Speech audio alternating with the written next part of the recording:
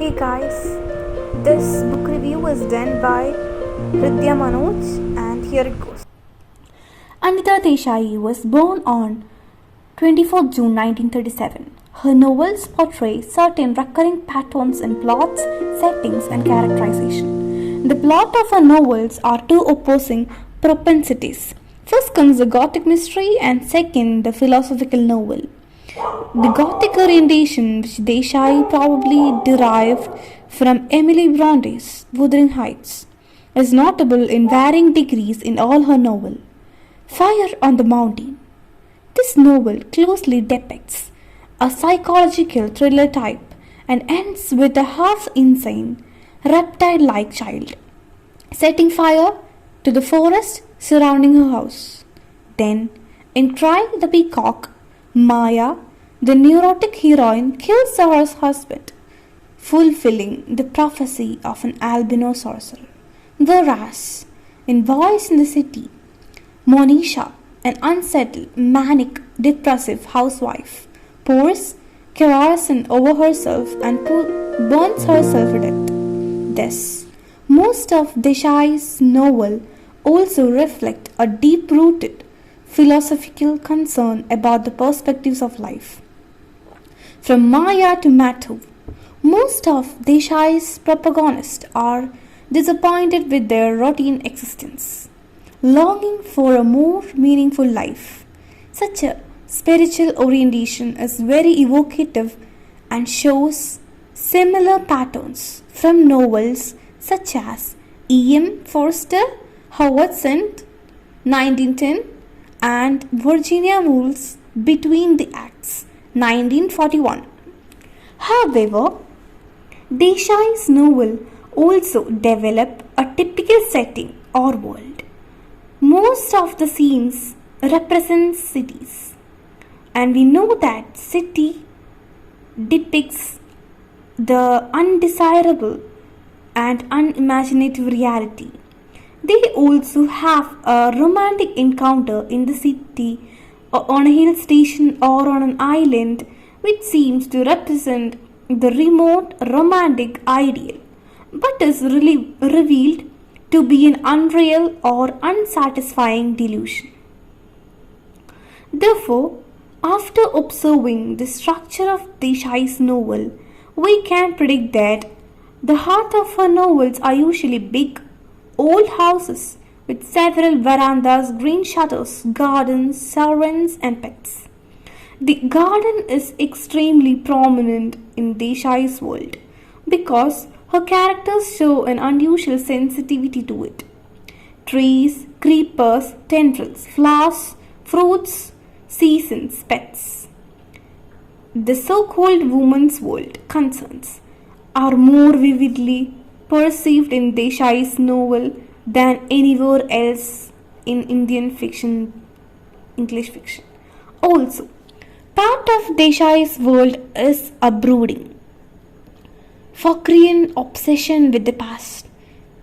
The characters usually see the present as a decadent remnant, a husk of glamorous past. Hence, the characters are all upper class members who belong to once affluent, now decaying families. The city, the hill station, the big house with the garden, a decadent family, and an obsession with the past make up the typical world of Desai novel.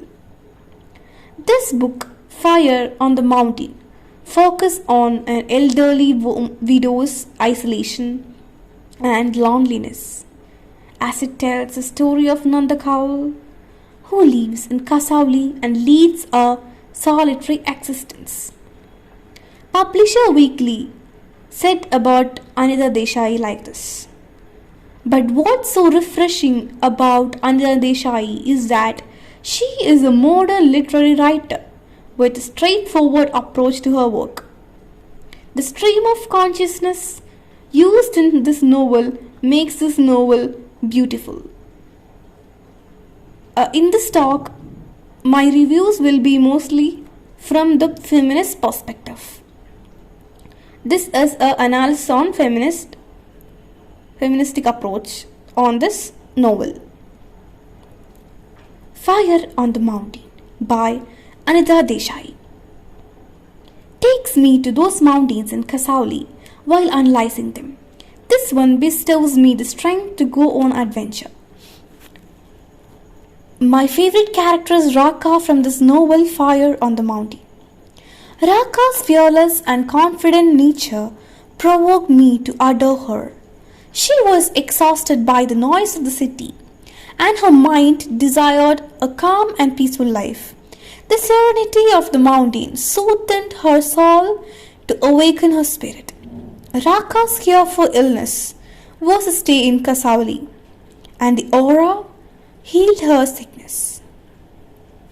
Raka used to go for a walk in the mountain to enjoy the beauty of nature. She loved to know the secrets lying behind the fire on the mountains. Raka's soul was the happiest during her stay in Kasauli.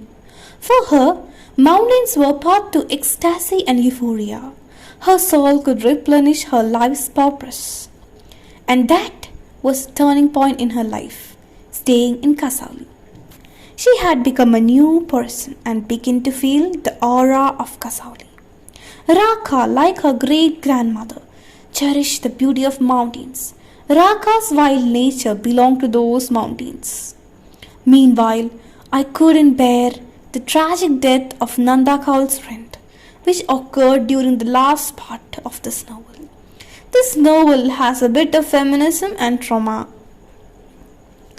The trauma experienced by the Raka and great grandmother, and they share similarity due to this, and the anxiety, depression, everything is coming here.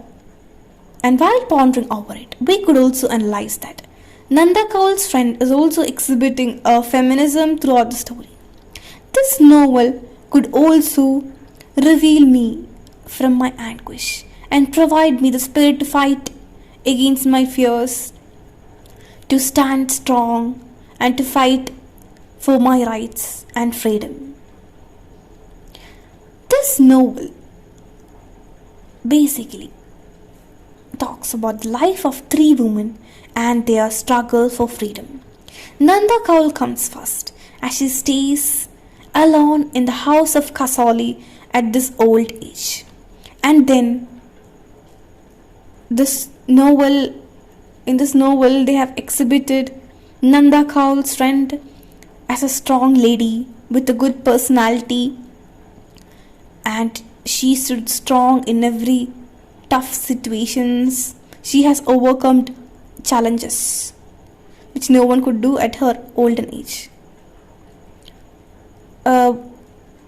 Once those kids mocked her for her appearance and the way of walking, she didn't bother them. She walked and stood strong. Even still, she still walks through the same path and also struggles to stop the child marriages.